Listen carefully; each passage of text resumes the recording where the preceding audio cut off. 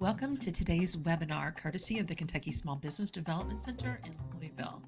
Discover no-cost, valuable business services to help you thrive, whether starting your entrepreneurial journey or scaling your existing business. We have the resources and expertise to help you succeed. For more information, please visit our website or text 502-977-5800. Thank you for joining us today. Feel free to use the chat feature to ask questions or engage with our speaker. Let's get started.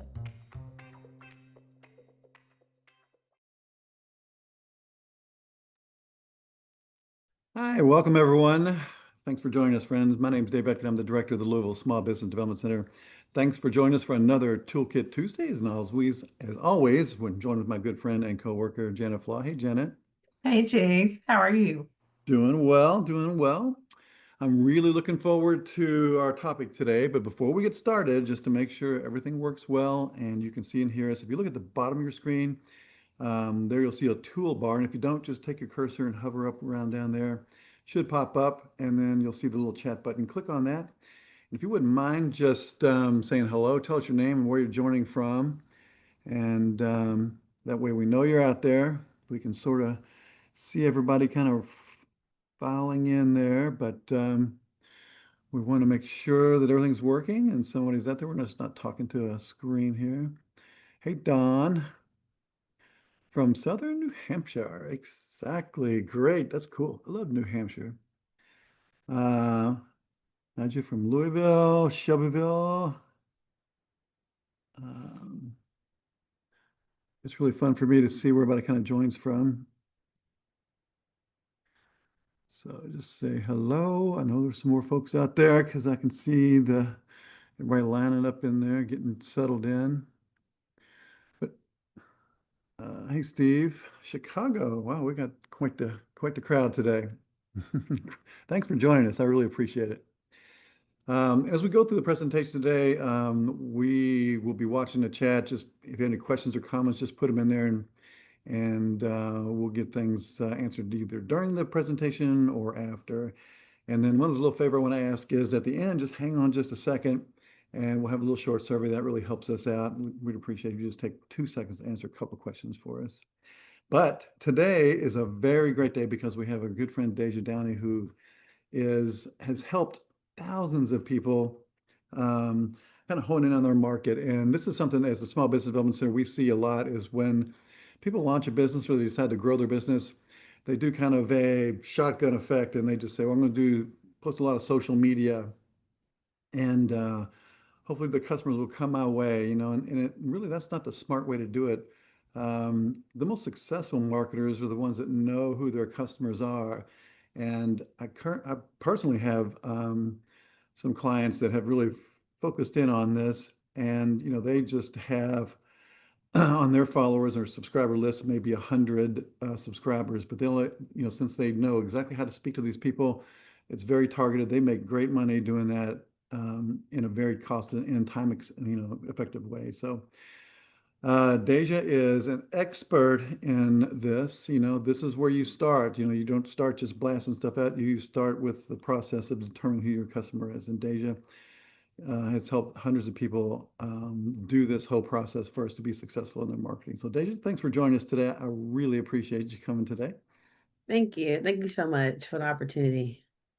Yeah. So I'm going to let you just take it from here. Kind of introduce yourself and tell us everyone a little bit about you, and then we'll just share your screen and let's just get started. I'm ready to take my notes. And if you have any questions, just put them in the chat as we go through and we'll get you answered. And this is a great opportunity for you to speak to an expert. So make sure you pick her brain. Yes. Because I will. Thank you. I appreciate it. So my name is Deja Downey. I have been doing marketing. I'm having a marketing advertising agency since 2018. Really love what I do. My history comes from actually restaurant corporate hospitality, where I actually had the opportunity to actually be in the four walls. I was your hi, how are you girl at Taco Bell at 16 years old and migrated up into different corporate positions, was a part of the Dorito Locos taco launch back in 20, it was a 2009, 2010, in this region, helped train and develop, and also was a part of other marketing initiatives with young brands, and moved over into what is now considered a fast track of Qdoba and also Panera Bread. So had a lot of corporate experience that I thought will be beneficial for the small business community. So super grateful for my history, helps me understand business on another level and scale, and also helps me also make sure people understand and I can help you articulate what you want to get done as far as a business and your marketing. So our marketing company, the Vision Group Marketing Consulting, is really primary focused on helping small business and nonprofits really gain the exposure that they need and the exposure that they want through professional quality and innovative processes. So one of the ways we do that is also through training and development. And we'll go through some of those partners we have partnered with in the past and kind of where we're going to be going in the future. And additionally, too, making sure that you're on the right track and making the right decisions as you're putting your dollars towards promotion and advertising for your business. I'm gonna go ahead and share my screen now at this time. All right. All right. So, as I mentioned, my company is called the Vision Group Marketing Consulting. I go by Chief of Partnerships there. I'm super excited about my title. I'm really big on partnerships and working with people because if you see it as successful, we see it as successful. And that makes the relationship a lot easier to navigate because you believe in what you're doing, and I want to help you believe in it every day as well. Because what you think you can do, you can do. So a little bit about us, like I said, we do believe in putting people first. This is your baby. This is things that you have done, and or even if it's not, you still have that same amount of ownership and brand trust that you want to keep intact. So our company has worked with a lot of different partners here in Louisville and abroad, different national organizations too. We also did some training development for Ford Motor Company and also UPS, helping various departments help with their personal branding and other branding for their employees, which is kind of really big because social media is such a big thing. Like, how do we incorporate this for small businesses and also for individuals as well? Okay, so a little bit about my history outside of the corporate experience. Also have a licensed drone pilot, a national public photographer as well. When I very first started this company, it was very small, and the company, even though it was very small, was very mighty. So I wanted to train myself and also do a lot of training development, such as what you guys are doing today, on how to actually operate cameras and videography and all those different things to be able to use those things to be able to produce the best product.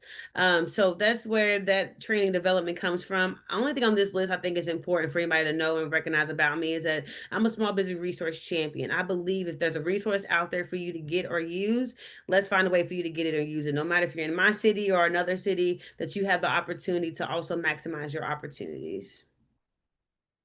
So just different things we've done in the community, from grand openings to training development, um, all different kind of things in the community really help people take their business to the next level, help them with all those great things. Okay, so what to kind of expect from this workshop? Like, we're going to identify like what's the 4 P's of marketing, what are effective marketing channels, how do you enhance your social media presence, and also innovative ways to address your target audience. So I'm pretty sure you guys know what the 4 P's of marketing is. I hope. Maybe not. If you do, you can just drop it in the chat. If you do not, we're gonna go through that. But these are very important as far as how we outline the projected income and also outcome of what we're going to be doing with clients, right? So who we're going to get in front of, how we're going to get in front of them, how are we going to strategically continue to be in front of mine. I tell people a lot of time, marketing is a situation where it is a psychological warfare for a client. Sometimes it's very easy for them to make a decision. Sometimes not as easy to make a decision. But things like being able to identify who your target audience is makes that decision process a lot simpler for them. All right. So a couple of things. The 4 P's of marketing, um, also known as your marketing mix, is a great definition of products, price, promotion, and place. One of the things I would say about the product, people have a five senses approach when it comes to marketing, right? So what does it feel like? What does it taste like? What did I see? What did I hear?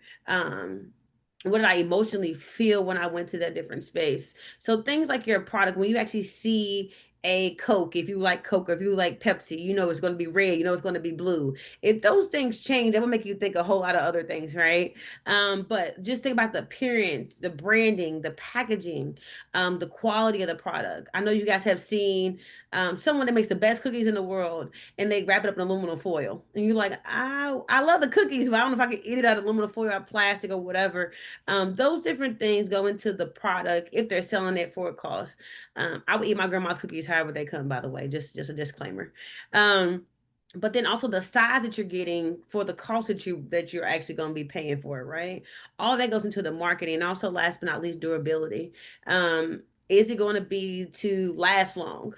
I'm trying to think of a product right now. That tires, for an example, is a really good product. Is this going to last longer? Like, so different cars we have, is a Pirelli going to last longer than a Bridgestone? All those different type of nuances based off of reputation help you make a decision on the product. Pricing.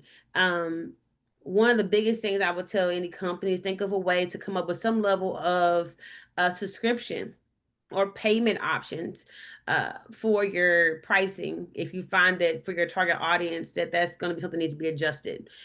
Discounts, being competitive through cost. Nothing's wrong with calling other companies and getting the price and figuring out like, hey, okay, we need to be in between this. Company's been doing this for 20 years and this company's just been doing it for 5 years. We need to be in between that as far as our price margins. I know I had a client that had an HVAC company, and his cost was severely under market.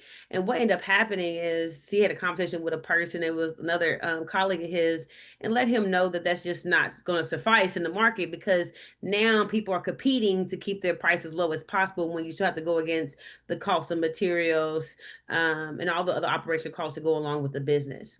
So be mindful of that as you are mapping out your price. Being the lowest may not be the best strategy. It may be being able to make it more affordable uh, for your client if that's the route you want to go, and or making sure that you have the right target audience that can afford the product that you're selling. Allowances are always good as well. Discounts and allowances and perks. People love seeing things like buy one, get one, or they also like things like, things that are low cost to you. If I was a restaurant owner, for an example, I remember back in the restaurant industry, used to say back in the day to fill a cup of Coke, a medium sized cup of Coke was only like, 8 cents. So they're selling it for the profit margin of $1, 50, $2 at the time. So of course, why not have a drink with a free drink as an entree, entree and a free drink. That also is something that it doesn't affect you so much as far as your bottom line, but it also helps you gain more people when people come into your business. Promotions. People have this really unique thought process on marketing, advertising. Well, branding, marketing, advertising, and then public relations. They all like kissing cousins, if you will. But branding is more of your story, your colors, your mission, your vision, why you doing what you're doing, and what makes you distinctively better than anyone else. Marketing is the other cousin that we are producing the material. We're picking the channel we're going to do the advertising and things through. Advertising is really focusing on the distribution. So once the client actually get it, how do they see it? How do they hear about it? How do they feel it? What all those different nuances go back into the five senses. And then last but not least, public relations is how you manage the brand. And people don't think about this, but even just being open when you say you're going to be open is a part of public relations. I know that sounds crazy. And the reason why I say that is because it only takes one person to say, oh, I went to the restaurant on Monday. They didn't have a sign saying they're closed, but they have an open sign on Google. They say they're open on Google. Things like that go back into your reputation, which is a part of public relations. Public relations could be as big as small as media advisories and also public press release as well. So when you do a grand opening, you want to let the community know about it. That's another form of public relations through that medium. Really great ways right now. A lot of people that start off really small, they're doing a lot of word of mouth. How they're getting their brand started and how people are seeing their brand is through word of mouth. Public relations, of course, brand ambassador. So that's where you might hire an influencer to help you with your brand. People that are on the radio are really good for this. News people are really good. Um, for the first time ever in history, we have influencers that are not even famous. They're just TikTok famous, if you will, or they're social media worthy, if you will. And they have so many followers. They might be a good person to help push your product if it aligns with your brand. And then last but not least, your messaging, your promotions also going down to your messaging. And then the last P is place. So think about your market coverage. Is there another competing option in the market where you guys are going to be having your business at? Or where you're selling your products, or where you have selling your services.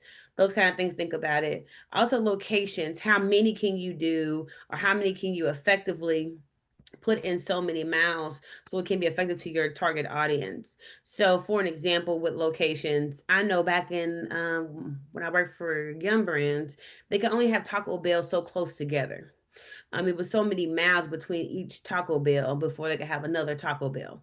And that was a formula I seen a lot with Yum Brand. I think McDonald's don't have the same formula. I think they just put one. I think that they have a different strategy on how they do their property and things like that. But that was one thing I noticed about them. They're gonna have so many, so you wouldn't dominate the particular area, and it was equitable for all the stores based off of different reports and things they pulled. And then service levels, just because you have your product in one service level or in one place, or your service in one place, does not mean that this other area may not need it. A lot of people look at marketing as just everybody's my target audience. And unfortunately, that's not how that works. They can be. You can have multiple target audiences, but how you address them, how you approach them with the promotion, the price, and product may vary. And that may vary to different things we'll talk about here in the next slide. All right. So before we get started, do people, you go ahead and just drop in the chat. This piece is pretty important. Where do you think your target audience is right now? And I mean from a social media perspective. So are they typically using like Facebook, Instagram, TikTok, or LinkedIn? What do you feel like your target audience is right now?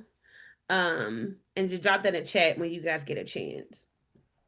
So when we think about Facebook, a lot of the younger millennials tell me things like, "Oh no, Facebook is for my grandma. Facebook is for my auntie," and things like that. And I think it is. I think Facebook specifically is a really great target audience for people that are 16 and 80 years plus. I mean, I got aunts and uncles that are in their 90s and they still have their Facebook account, and that's how they keep up with what's going on in your personal life.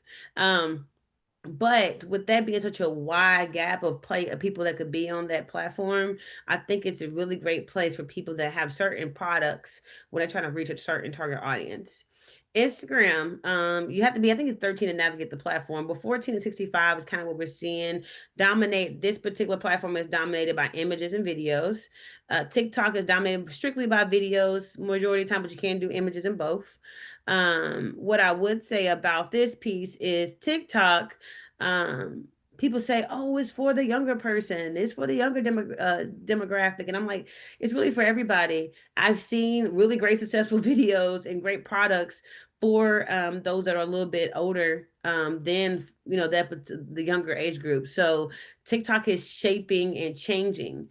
And just to let you guys know too, TikTok came into the social media realm with just the thought process of we're going to dominate, and they made everyone else change their emotion. So for an example, Facebook, TikTok, and YouTube now have shorts and reels that you could also monetize and get money from. As before, you didn't see that as much on there. You were allowed to put longer videos. That was more their focus. And I seen a major shift and push on those things immediately after TikTok came onto the scene, which is a great thing for people that are advertising and promoting their business. YouTube, I would say I have seen people who are don't even have a number. Well, they have a number associated to their name, but they're not 1 years old yet. Utilizing YouTube with parents using it as a distraction, all the way to. I mean, there really is no age for YouTube. I could just put limitless there, but more video content for sure on YouTube. LinkedIn is more of, for your professional platforms. You can also create a business page, if you do not know this, on your LinkedIn as well for your business, which I would say typically you're looking for more professionals, probably around 17, 67 years old. A lot of high school students are encouraged to start their LinkedIn in high school, depending on their profession and where they want to go. Pinterest and Etsy is another platform that's really about selling products and different kinds of services, but more product based than anything else. And then giving great ideas. I've seen Etsy and Pinterest do really well for businesses. Additionally to all of that, I will also think of like your website could also be used as a portal similar to social media. You can link all your social media accounts to it, but think about this: your website is like your virtual brick and mortar. So it's equivalent to coming to your house, or coming to your place of business, if you will. So if they come, they type in your URL, they're there. So when they're there, what does it look like, right? So do you have a video playing? Do you have a discount that pops up right away? Is there some type of way you're capturing their email marketing? All those different things tell the tale on what you think about your website. Websites are very critical. I would say the websites are just as necessary as social media platforms, but I have seen people who just have social media platforms and no website, and people that just have websites and no social media platforms. Your formula to winning does not dictate off of one or the other, but in my case, I would say get them all. Have them all, because you want to be able to people to reach you however you are in business. Print marketing. So these are things like your retractable banner and flyers with QR codes and sign up registration forms, business cards, tablecloths, keychains, etc. So this is your print marketing, things you would have if you go into like a trade or you're gonna be handing stuff out to clients so they can remember you. So I have a quick question. How many people believe that if you have a QR code on a flyer, that you're more likely to get more engagement than not having the QR code on the flyer? You can just drop in the chat. Is that a false or true statement? So if I have a QR code with a flyer that goes to a destination, I'm more likely to get more traction than one without. So is that a true or false statement? Just let me know what you guys think there. Another great medium that we use for certain types of clients that want to get the word out from like a mass communication guerrilla marketing standpoint is also direct mail marketing. This is your postcards, donor letters, your flyers. This is so important, depending on your target audience. So if you think about like who still gets their mail, who still checks it, we're thinking more of the older demographic, or those that have families, which is amazing, right? So that is still a target audience depending on what you're doing and what you're selling. So that is could be a really great medium for you to put some money into. Is also EDDM, is every door direct mail. That's where you guys are going to be sending stuff out by zip codes, and they really put it in each mailbox on that in that zip code, depending on how many you pay for by quantity. So it's pretty cool. Another thing I would say is also look out for if you're having events for your business or if you're having some type of community event as well. Look into some free listings where you could post your events. In Louisville, we have a form. That's a place where you could post up to 50 listings. I have that form. I can send over to the SBDC to also send to you guys. And so if you're having something here in Louisville, don't count us out. We're still here for you. Websites and publications as well. There's something like I said, the media advisor can send stuff to them about what you're doing, and also word of mouth marketing. Another good way to incentivize the word of mouth marketing is to also have some kind of form of referral. So if you're going to be offering, if they were to recommend your business or give it, get another customer in there, you could do some kind of level of referral or some kind of community you want to build around your brand so you could be able to get people to continue to come. As we all know, as soon as you have a grand opening, it's a lot of hype. People are pretty excited. And then after that, it kind of changes the tempo. That's the way to kind of keep people engaged is through text message marketing, which is SMS, email marketing, and also just word of mouth, getting people to rally behind the product and become community members and advocates. That's like one of the biggest things as far as the funnel is concerned. Radio ads and geofencing. Um, I got another question. How many people on this chat believe that radio ads are effective in 2025? This is a yes or no question. Do you guys believe that radio ads are effective in 2025? Or do you think it just a yes or no? There. I'll get to geofence and I'll circle back with some of the answers you guys may be providing there. Um, as far as geofencing is concerned, geofencing is a great tool. Here in Louisville, a really great company for you to work through is going to be with Outfront Media. They have El Toro as well. They go by. That's a really great medium for you to use too. They also do IP, so they go straight to like your IP of your computers and things like that to actually target the target audience based off of what information they have collected. Um, Radio ads, I would say they have decreased in effectiveness depending on the target audience. There are some radio stations that will, go for your target audience depend on, but there's way more opportunity in digital right now than there's ever have been in history. Um, Social media ads and digital ads, which is your Google, which is your Meta Business Suite, which is a Facebook and Instagram, and your TikTok right now has a lot of power. We're talking about an increase of 45%. And according to google.com, additionally, not just that, but we've seen a larger return on investment back not too far back then. The average takeaway of return on investment was between 2 and 4%. Between five is really good, but now we're looking at a total of 10 to 30% return on investment through social media marketing. That is major. That's the first time ever in history we have small businesses competing on a grand scale. Um, Also billboards. So people love billboards and make a large impression very fast. Billboards are really good if you have the money to do them. I would say, think about impressions, think about the time and where. And that's something I would say about billboards. It's a really great opportunity. Newsletters and email communications are really big, and also your local newspaper. Don't leave them out. That's exactly where your public relations will come in at.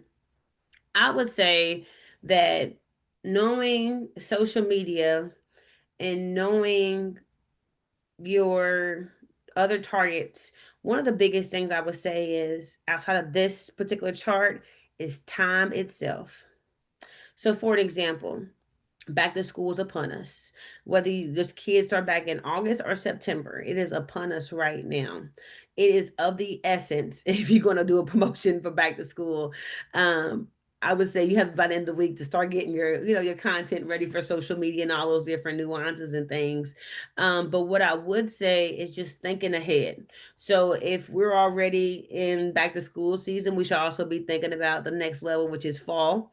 And then now what else is upon us? We also upon fall is a big thing. We also have, depending on what kind of industry you're in, also start thinking about Black Friday. It's not too late. So think about what you're going to start selling for Black Friday, or what services or products you're going to sell you're going to do for Black Friday is important. And then also additionally, Christmas is not too late. You can never start marketing too early in the sense of how you're going to do it.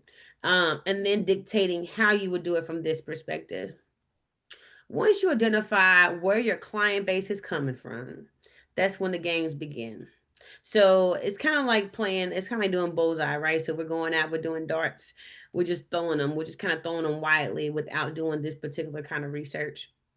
We also are not looking to be like an assassin. This is narrowing down who they are, how do they behave, and then getting them all into a space. So, for an example, I know this sounds crazy. I ask my clients to find a way to be, the word is obsession, but I don't want to be that straightforward. But how can you serve your clients the best?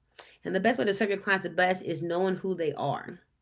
So, for an example, if you notice that your particular business is suited more for mothers that have children that are under the age of 10 years old, um, they typically drive minivans or SUVs. They typically like to shop at Target and Walmart, and they typically love to get coffee from Starbucks. All these different things help you build your case. And all these different things help you find ways to be creative with getting them back in your doors. So, for an example, if I was to own a business that was similar to that, right, and that was my target audience, I'll be doing gift card giveaways, right? Not every day, but at least in some kind of way where I'm gaining some kind of information from them in order to be able to give out that piece of expertise. Additionally, too, I will find ways to cater to them. Life is very difficult naturally, right? So if you can find ways to make your client's life easier through this product, that's the way you want to go about it. So telling a story through that. Um, and then also identify what platform they're going to be using. So typically, that particular group, I will probably go with, if I had to pick three, I'll be going with my big three would be a Facebook. They might show through TikTok, but they're probably using YouTube. Like I said, remember those children are probably on YouTube, but when a lot of people use YouTube as a distraction, I know I have as a parent. I hate to be that person, be that blunt. But Gracie's Corner has saved my life many a times when cooking dinner and a high chair. So things like that, being realistic about who they are and what do they do, what are their habits. When they come into your space or when you go to them, what are they doing? So are they reading a book? Are they on their phones? Great. So if you're on their phones, it's really good to probably figure out what kind of phones they're using. If you see people using more iPhones than Androids, there's actually a way inside of the system where you can actually choose that particular operating system when you're running ads. So you're not running blind ads. You're not putting the products in front of people that may not find it engaging at all. Additionally, too, think about just who they are. If it's a millennial, if it's somebody younger, I'll probably go more. I definitely be using my YouTube. I definitely be using TikTok and Instagram, but I wouldn't weed out Facebook because a lot of people, parents, aunties, uncles, grandparents are also on there too. So if you're going to be engaging with some of the younger demographic, you also can do it strategically through placing it in front of parents, grandparents, people that can help them influence their decision making process. Um, all these things help build the case. Also, additionally, too, if I'm going to be getting out information to a younger demographic, I want them to come and engage, I'm going to use bright colors. Right? They like bright colors. If you think about a Happy Meal, intentionally it's red and yellow. Outside of the brand, it's red and yellow, right? So it's like it's happy, it's exciting, there's youthful. You think of it actually being something you can do. Branding is so important. Before you even get here, branding is very important into how they feel about it. Remember, we're going off their five senses, right? So what do they feel, taste, hear, see, um, and how they relate to the product is so important. Okay. So, a couple things. This is just a little quick nugget. I want to encourage you to do this. So, how to enhance your social media presence, even if you do not use the platform as much, or you don't see you using it right now, but when you start to grow your business, you will use it. I would say go ahead and claim all your social media platforms you can. I gave you that general list. I have an SEO quick organic checklist too, Mr. David and Miss Jen. I don't mind sharing with you guys and sharing it with the people that are potentially on the call right now. That just helps you from a search engine optimization standpoint, really help you elevate your business. We are people of numbers. We are people of validating what we're looking for. And when they go to look for your business, these are things they can do to validate your credibility, right? That's what social media does. That's what websites do. That's what, being backed by the Better Business Bureau, other chambers in your community do for you. So even if you don't plan on using the social media platforms, go ahead and claim your Facebook, Instagram, TikTok. Claim them all. Just go ahead and go claim them all. Okay. Also, another thing too, if you are or have been in business, also ensure that you have the correct information on there. So just make sure you have the right phone number, email address, physical address, website, and everything is listed and spelled correctly. I know that sounds crazy. What we don't want is people to call you and they're excited about the product. They see this amazing marketing happening, and then they can't get in touch with you. Then you go into the next piece of bad customer service, if you will. This piece is critical to the business, making sure that if you update your phone number for whatever reason, move to a different area, your website has changed for whatever reason, please make sure you have access to those things. Create a process to also request reviews and social on also request reviews on your Google and also your social media platforms. Critical. So what that looks like is, if that's a part of your email market, if it's a part of your text messages, if it's a part of just you in person, your customer service piece, the person at your register, if that last closing piece is, hey, we're having a gift card giveaway, or we're going to be doing a raffle if you was to actually complete a Google review on us, or whatever you're going to say, or we'll love 5 stars from you. Just make sure that you have a process in place, because once again, this is building your case of being a credible business and being a reliable business people can rely on. So if I was you, please go ahead and create some kind of way to get your Google reviews and also social media platforms up to a standard where people believe and they can see, okay, boom, got it, they're here and they're not going nowhere. I love this product. I want to be able to get this all the time. Those kind of things are built through the trust, but trust comes in believing in the numbers. Also, ask people to tag your social media um, presence, and also be able to use it when they use your products and services. So when someone has a great experience, let's say you are a hairstylist and you notice when they get done with their hair, they're flipping their hair, they're smiling, they're taking pictures out. Make it one of your policies. They tag you, or not only the policy, but make it where one of your processes that they actually tag you and they actually share your information on social media. People love telling their story of how they had a great experience. This also helps you when you don't have a really great day, because business is twofold, right? You have a really great day, and then you may not have such a great day based off of whatever may happen. But this will help you when those times do come. Hopefully they don't ever come. I'm praying that this never happens to you. But just from a public relations standpoint, if you have a whole lot of fives, they're going up against 1-1. It's going to change. It's still okay.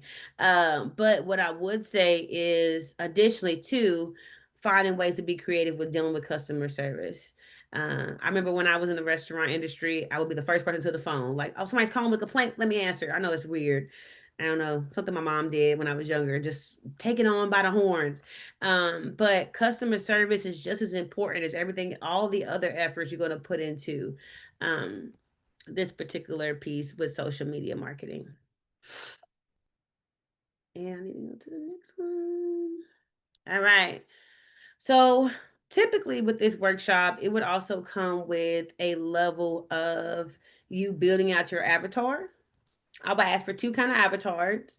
One of the avatars will be, who is your current customer base? So who is the people that come to your business that is sustaining the business? And then the other piece would also be, who are the people or demographic that you would love to entertain moving forward to help you grow your business? So we're just not here to just we're here to do two things. We're here to build on what you already have that's current, and then also build on the future of the business too. So, right, so we can continue to gain revenue, grow, and be progressive. So, things I would have you do in a workshop is write down this kind of information. So what is their age, their race, their families? And when I say families, I mean like their family size. So are they a family of four? Typically, you see mom and dads come in. Do you typically see grandparents come in? Are they typically married, divorced, widow? I know it's a lot of information to think about, but just what do you currently see? And if it's a mixture, all those people will be included. Another good thing is to think about, if you see certain incomes that come in, if there's any way to kind of calibrate that based off of like the type of service you're providing, that'll be a really good way, or product that you're actually serving. If like, for example, not necessarily incomes, but if you notice like you are a lawn care service and you cut lawns in a certain area, there's a way to determine like the income medium in that area, and then also see who could really purchase and also continue to support your business through the services that you guys have. Their beliefs, things like that, just important. Their habits. So, for example, if we're gonna go by beliefs, just a very general and gentle way to go about this, like Chick-fil-A, they close on Sundays, for their particular beliefs as a company. But also too, if some of your people believe in Christianity and things like that, just think about different things you can do to help them as well. So would you put more sales and promotions on Saturdays and Fridays versus on Sundays when they will be resting? Where do they shop? So things like, where do you see these people, where they shop besides your particular place, right? So you notice things like a Yeti cup, like I said, a Starbucks or a Wendy's or McDonald's, all those different things. Like, what kind of things they have on their wrist, what kind of things they have around their neck. You see a lot of people coming in with, in Kentucky is a big thing. They either be a U of L, U of K fan. So they coming in with U of L things on, lanyards on versus U of K lanyards. What kind of gear are they wearing? All those kind of things have a lot of different things to your piece as well. What kind of car do they drive? Do you see similar cars pulling up? Not necessarily the type. If you want to go type, you can, but you can also focus on the type of vehicle. So if you see more mid-size sedans versus minivans, or if you see more motorcycles than you do actual physical cars, all those different things kind of really tell the tale. And let's see, we got a lot of good things.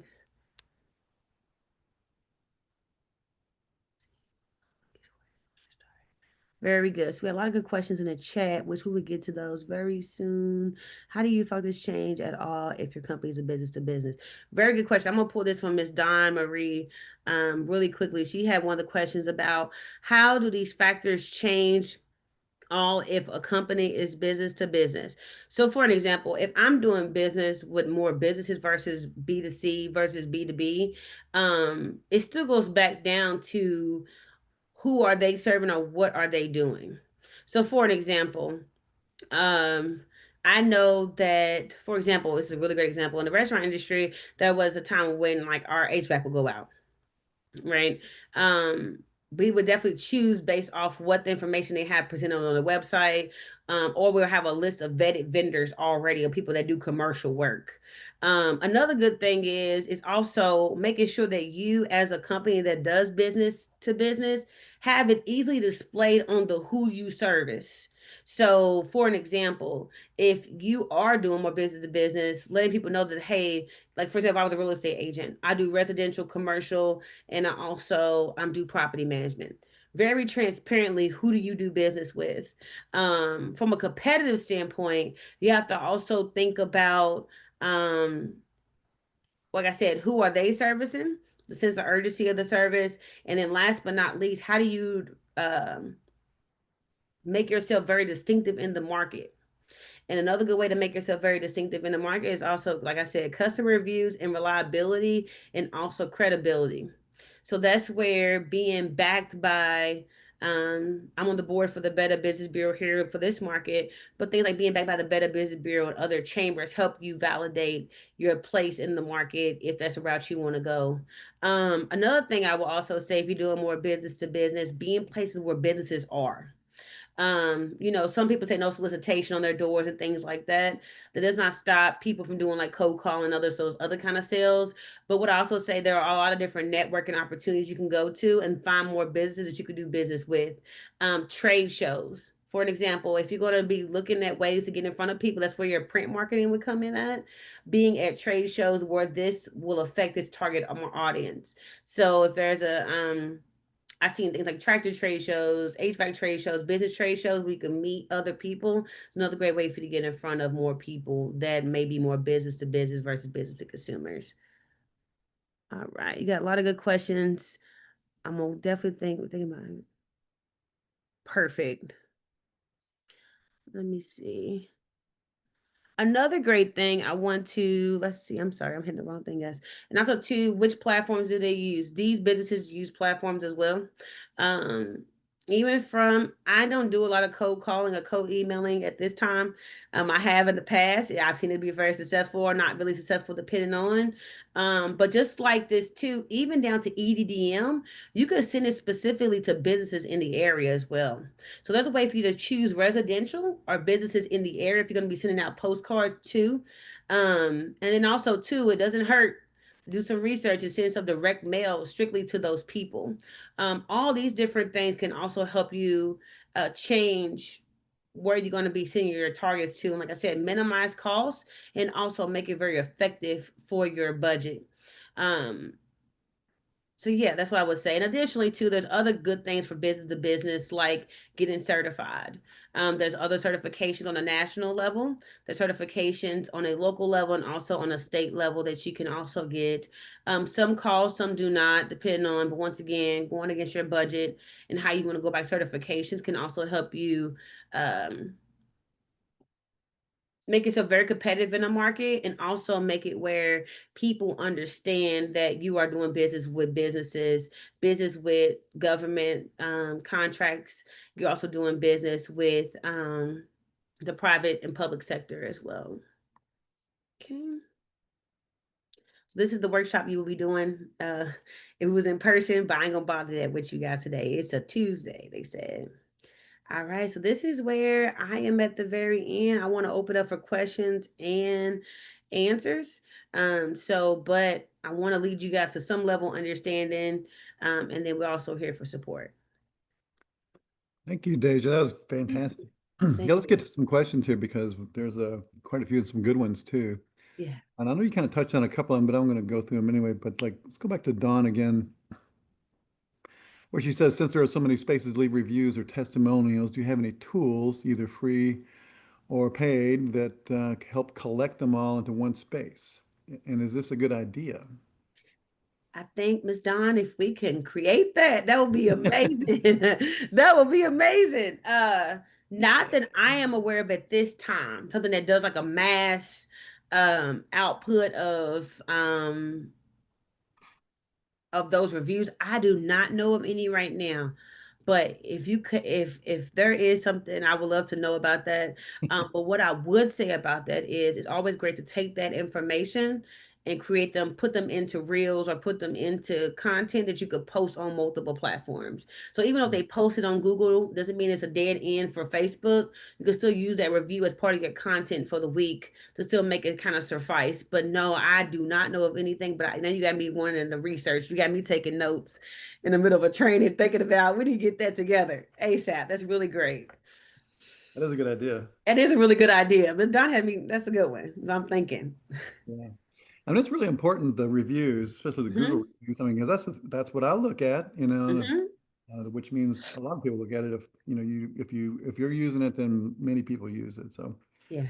and I think that maybe you can talk a little bit about this stage. Are there ways to help your customers or prompt your customers to give you a review, after they engage with you? Very good. The most successful ways I have seen it in the past is to incentivize them. Hmm. Have some kind of way that you're doing, like I said, you don't have to, it doesn't have to cost a whole lot of dollars, right? So even if it's we're gonna pull for a lunch, put your business card in here and do a review. It could be a two-step prompt, and or make it a part of your process to ask for it, whether that's a part of your email or text messaging. Making sure that, and then the last part with the customer service, the human interaction piece, let them know that you're running a service, let them know you're running a campaign to do the Google reviews, and let them know transparently, kind of like, hey, we're competing with this other team. We want to make sure we get the most Google reviews or things like that. Make it competitive. Those are things I've seen be the most successful. Now, of course, there's some people who are advocate Google users. They're going to do it regardless, whether they're good or bad, indifferent. But to kind of control the ball. You know who came to your cheer and had a great experience. You know who came to your business and was smiling and skipping to their car, right? Hmm. Those people, although you're your advocates, your people who patronize your business, rain, sleet, or snow, those are the ones you want the Google reviews from. Yeah. So, Najla says 90% of our business is wholesale. Hmm. As we look to diversify into the retail space, what would be the best platform to start with? We are thinking Instagram, so we can pair graphics, video with the minimal content. What would you recommend? Got you. The wholesaling business, what is the product? Yeah, maybe you can answer that for us there. Is it, I think, did she say cookies in the chat? I think. Baked goods. Yeah, you're right. Yeah. Okay. From experience with that particular type of product, um, I would most definitely say keep your social media platforms open. I have seen more response from wholesale on definitely Facebook. You got to put Facebook down. And then also too, I've noticed a lot of good response also on TikTok. And another thing I want to add to that is the how. We are really big on the how to DIY type of world that we're in now. Even do some behind the scenes footage that also goes on the YouTube, and the how is also really big right now. Now I'm not telling you put out your all your recipes out there online for people to see, but what I have noticed is that we are really nosy in 2025. We want to see the process, and that changes the game too, because people are sharing and saying, "Oh my God, look at the process of this."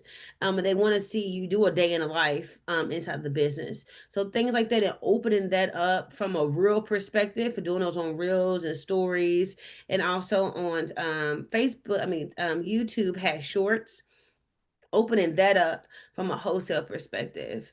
Also, too, I don't want y'all guys to ever eliminate the process of email marketing. Email marketing, whether it's a direct email or it's one you put inside of MailChimp or Constant Contact, the direct mail, the direct email to people who you want to service will always work. I've seen it be very successful. Yeah, that's a great point. Next question from her is, we make high-end baked goods, small Mm-hmm. batch, all natural ingredients. Mm-hmm. Everyone loves cookies, muffins, etc. How do I narrow down my marketplace to target my marketing? Should I target gluten-free market or a vegan market or a corporate gift, B2B marketplace? Doesn't everyone love cookies? Where do I start? Oh man. It's such a loaded question. It's It so is. It's a powerful, big right? So question. I gotta take my time with it, right? Big question. Yeah. Big question. And you see me, my wheels are spinning as fast as I can. Hmm. My quick recall days back in elementary school. What I would say is this, because it is, think about places you could put your product that would need your product. So gluten free or conscious, and all those different small batch, organic. Think about targeting, like for here, I don't know if you're here in Louisville or not, or abroad. Here we have like local markets. We have Rainbow Blossom has been a blessing to a lot of small businesses here. And even think about, even if it's not from a perspective of maybe just where you are. I want you to maximize the opportunity abroad. So even think about if there's a way to get your product to multiple cities as well. They may be more your target audience is doing business abroad. If you keep your product fresh and all the other nuances that go along with the product and how is it presented. There's an opportunity for your product everywhere, right? So more than just in your city, but targeting those same niches. So let's first, for example, Rainbow Blossom is equivalent to like a Whole Food, or it's very small, it's smaller than a Whole Food, but around that same line or parameter. If that is the audience that they're serving, you also got to think about the audience that they're going to serve, and that's what people I will put the product in front of. So there's other like concepts in different states that will probably be more than willing to put your product there, um, Hmm. in those spaces. And I don't think I answered all of that because it was very loaded, and I want to go back to just me. I, I would just We add are too. in all the we are in all the small local markets. Like, oh, perfect. So what I would also say is, with that being said, it may be time to go to the next level. We mentioned Rainbow Blossom, we mentioned Paul's, we mentioned all those different things. It may be time to go to the next level, which is more of your bigger retailers. Hmm. Yeah. It may be time, that's where, if you have a coach, that's where they could talk and all those different things. But what I also would say is that there's never ever going to be a time that I feel like the next level is not upon us. And I feel Mhm. like if you got rainbows and Pauls, you already have a case on the who. Now we got to maybe take it to the next level for sure. But congratulations, that's awesome. That is Yeah. awesome. No, I would think about the other way too, is like, for example, because the people that are interested in gluten-free stuff, they're gluten-free for a reason. Yes. You understand what that reason is. Let's say they have irritable bowel syndrome and the gluten, messes with it. Well, you can do some keyword word searches for, irritable bowel syndrome, and then find ways to make yourself kind of the expert in that. And then, when you sell to a tiny niche, you command the price because now you're a big fish in a very small market. You command that market. So whereas you had to compete on price, and often when you go up in wholesale, if you can niche down, you can name your own price. So your margins tend to be higher if you can niche up like that. That's true. And I also want to say this too for everyone in the who's still here. Let's not count out ChatGPT. They're your friend. I mean, I would say still scan and get your information. After doing hardcore market research, ChatGPT can at least get you on the right track with some of those keywords because they pull from all the different. That's another reason why search engine optimization is so important and making sure everything is correct because it literally is pulling all the information out there about your business brand, what you're doing, all that stuff, and it's creating a case. And that's what the response is a case for you. So if you need somewhere to start at, start there. But if you already know, you already mentioned small batch. I mean, you already got it already nailed down. But to your point, Right. niche down, and scale up. Yep. Go both ways. That's awesome. Michelle says, I have testimonials scattered throughout my website, some on each page. Do you recommend that testimonials all be posted on just one separate page? Personally, I tend not to look at that kind of page on other businesses' website. What do you think? That's a great question. That is an excellent question. My response to that immediately is yes, I believe it would serve you best to have it in one area. That's my personal opinion. Unless you are, once again, it's all about making the case why you're credible, right? If you Mm, have a product and the testimony aligns with that product, I would even make a graphic or find a way to get that testimonial on that particular page so they could say, and even if it's in text, that someone said, hey, I tried this product, this is the response I got, 100% recommend. That could also service you too through text versus actual like the Google review. So my answer is I think it will serve you well in one space, but if that particular review serves you or helps people build that credibility piece underneath of that product or service, I think you also should use it there as well. mhm. Katina says, what text messaging platform would you recommend? And that's a great question because I'm a sucker for a text message from a brand that I like. Yes, yes, The yes, deal. yes. So, Um, I have seen many. So one of the ones I've seen work really well was Textful. Some constant contact and all of those also are now. I'm telling you, people are being competitive now. The big companies are being really competitive. They also have that same text feature as well. But what I have seen be more cost efficient is things like Textful. And there's one more, but I cannot put my finger on it right now. But Textful has been good to a couple clients that I work with. If you have POS systems and things like that, even Clover and all those things are getting really creative with using SMS, Clover, Toast. Um, I've seen that Square has some option, but I think you have to go, it depends on how you use Square. So even look at your processor and see if it's competitive on pricing. But one thing I've seen is Textful works really well for small businesses. yeah.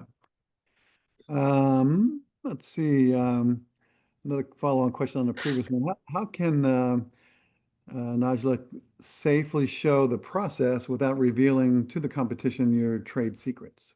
Perfect.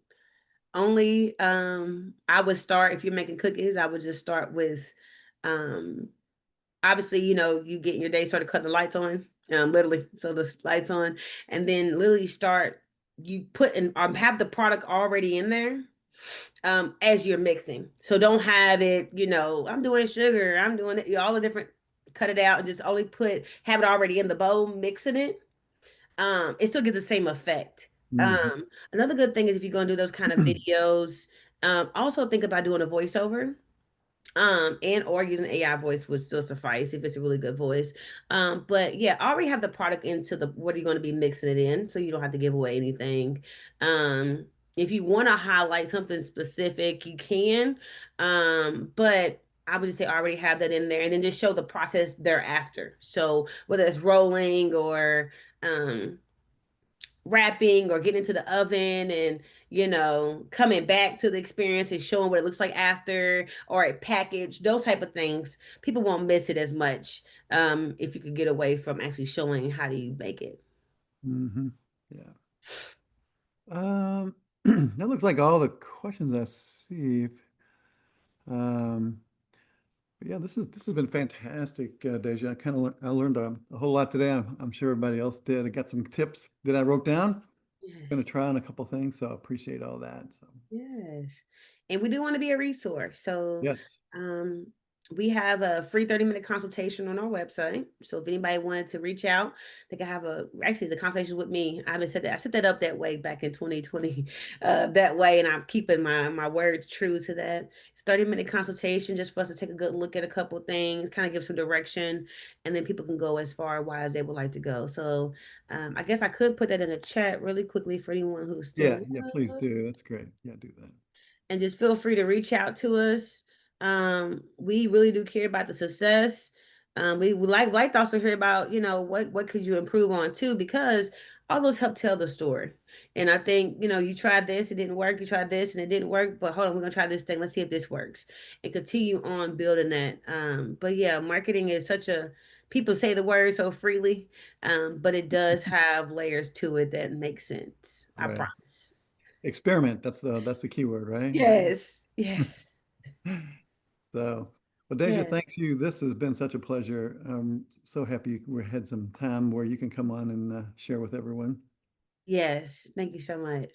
Yeah. Thanks. Yes, thank you so much. And we'll send you everyone the recording and the slides and everything. And so please reach out to Deja. She's a great resource. Check in with us if you think that anyone here at the Small Business Development Center can help you. Be happy to have a Zoom call and see what we can do for you. Janet, thanks for driving the ship as always. Thanks, everyone. Please be sure to stick around for our survey real quick. Yeah, Yeah. thanks for doing that. So thanks for another Toolkit Tuesday, Deja. And thanks everyone for joining us today. And we will see you next Tuesday. Have a good day today. Bye-bye. Thank you.